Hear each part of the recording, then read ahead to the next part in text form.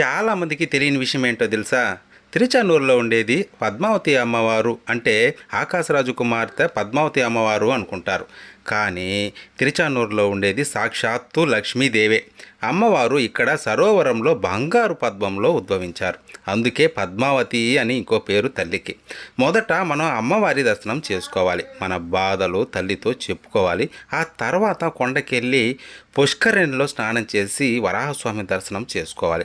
ఆ తర్వాతే స్వామివారి దర్శనానికి వెళ్ళాలి. మనం స్వామి దగ్గరకు వెళ్ళినప్పుడు మనల్ని చూపించి అమ్మవారు మన బాధల్ని కోరికలను స్వామివారికి తెలియజేస్తారంట. అప్పుడు శ్రీవారు తన వక్షస్థలంలోనే లక్ష్మీదేవి చెప్పినవన్నీ విని మనల్ని అనుగ్రహిస్తారంట.